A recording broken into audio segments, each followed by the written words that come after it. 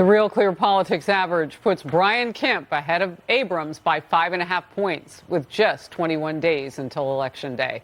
Power panel now, Doug Collins, former Republican congressman from the state of Georgia, and David Carlucci, former Democrat senator from New York. Doug Collins, I'll hear from you first on the battle in your state. Well, it's just a continuation, but I think it's an interesting continuation from the one in 2018 to now. Brian Kemp has an excellent record to run on. Brian Kemp has helped Georgia. Brian Kemp is in a strong leadership position, and he's very much right. Stacey Abrams is only wanting to attack him because really she doesn't want anybody to understand, what her background is and what she's wanting to promote over the last few years, which she's made very public, her more liberal progressive ideas. I did think it was sort of funny last night that she tried to blame Brian Kemp on crime when crime is going up in the cities such as Atlanta and others that are democratically run cities where they've had issues of trying to defund the police and others. It's really sort of a really hollow attack coming from Abrams on Governor Kemp. So it's interesting, David, when you talk to people, how crime really rates in that state, and that might be why some people, particularly people of color, might vote for the incumbent Governor Kemp. I mean, take a look at this. The New York Times columnist Charles Blow appears to be upset that some black Georgia voters are supporting Kemp. Let's watch. There is a little bit of eating into the numbers. You could have some split ticketing on the ticket between the governor's race and the Senate race, and it may, in fact, be black people doing that, either withholding a vote or, God forbid, voting for Kemp. And so there's a strange dynamic happening there. Wow. What do you make of that? God forbid. Well, we saw in the debate, these candidates are both just trashing each other. And that's because, as opposed to 4 years ago, the black voters. Well, that's Biden-esque. Well, if you're black, you should vote for him. Go ahead.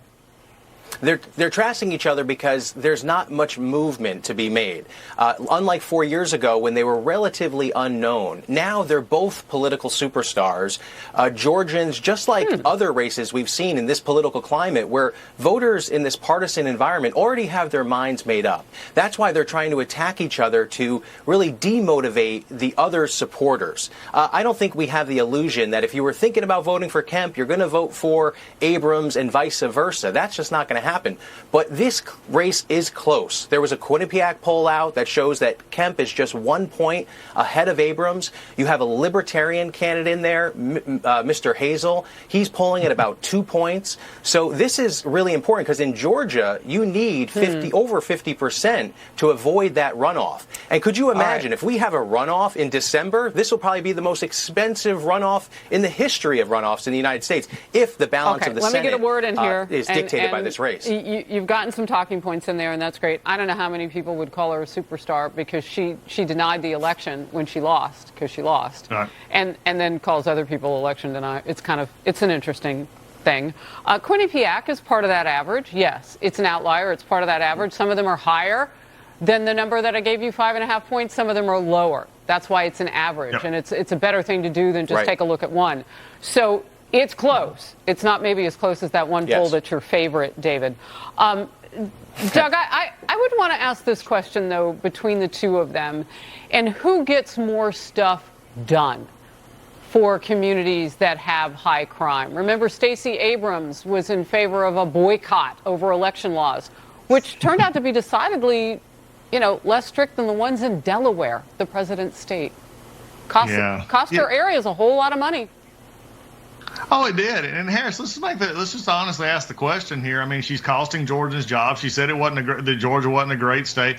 And who's going to get more done? Let's just be very frank. The state legislature down here is not flipping. It's going to be Republican in both the House and the Senate. And there's frankly dishonesty going on among the Abrams ads as well. There are ads out there saying that if you wanted to do away with the Georgia abortion law, which is the 6-week fetal pain bill, then elect Abrams and she'll do away with it. She went on NPR and said, I'll make it abortion a safe haven for women.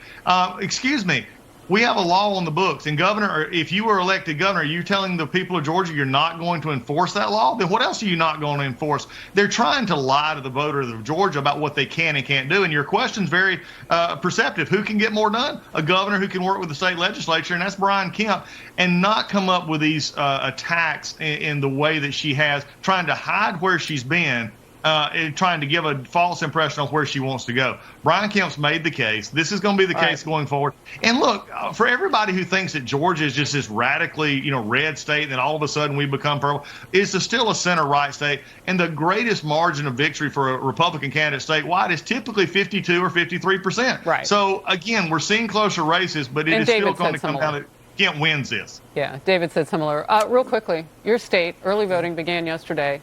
It's near presidential levels. That's where we started this hour on the Faulkner Focus.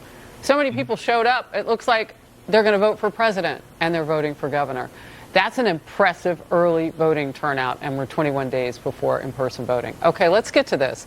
And here's the big question. Do Democrats now get, sudden extra credit for looking at a situation at the border in a nuanced way compared to doing nothing? Guatemala says a caravan of some 2,000 migrants arrived at the border over the weekend, at Guatemala's border, largely Venezuelans, all hoping to get into the United States.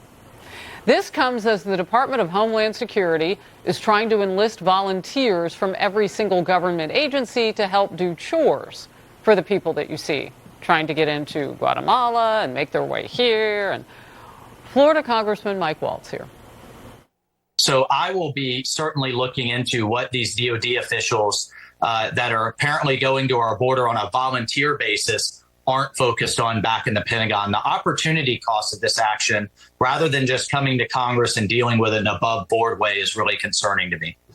A new report also calling out the head of the Customs and Border Patrol, Chris Magnus, saying he, quote, disengaged at his job. And it happens often, because he's skipping White House meetings and sometimes going to sleep. Yeah, he's been caught completely snoozy. David, I said that there was a nuance, a little bit of a change from the government. They're saying Venezuelans have to be deported if they come here. And that's causing now a new crisis for countries like Guatemala, because they still want to come, but they'll hang out at their border for a little while. And then there's this other thing of calling for volunteers to help. How's that going to work out? Well, first, Commissioner Magnus has been suffering from MS. He's addressed that. He's been taking medications to deal with that. And he's been outspoken. He's asked these critical questions. He's trying to change the status quo. So I'm sure he's drawn some critics, and you can see that opposition happening. As far as the volunteer force, this is something that both President Trump has done and President Biden is doing to try to flex that muscle and secure the borders and have access. Well, wait a minute. I don't think anybody would get those two people confused in which is a flex and which is a flex. I mean, come on. You're building walls with one president, and you're having the materials for the walls sit out in the dust with this president. And I can't pretend like I know, because I've been down there recently. Yeah. David, just real quickly, first of all, I did not know about the multiple sclerosis diagnosis with Magnus. And his health is important. Previous to whatever is happening with his needing to rest during the day, however, he was disengaged. This is a problem that has been rocking under this president. So while I feel for his health, and I'm certain my guest does too, Doug Collins, your cohort on this panel, that's not really what we're talking about. What we're talking about is somebody who's pulled back to the point. So I appreciate you telling us about his personal journey, because we do have hearts, and that is important. Douglas? Well, I would go further. I'm going to let Doug finish, because we're running out of time. Go ahead. Pick it up, Doug. No, I agree. This Biden administration, they've shrugged, not flexed. They've opened the border. They're not actually. This is, again, they see how bad this is playing. They're not wanting it to happen. And the Border Patrol agents are disheartened. They've got to have leadership, and they've got to have change. People are going to continue to come until we actually make a border policy that says you can't come in unless you're doing it legally. All right, gentlemen, I'll bring you back on a different day. And Doug, I sounded like your mother, Douglas. I know, there she is. I love it.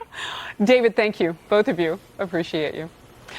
People in California especially are feeling the pain at the pump. However, the president says people there should be used to it. It's not that bad. It's certainly not bad enough, he says. Well, he got the facts wrong.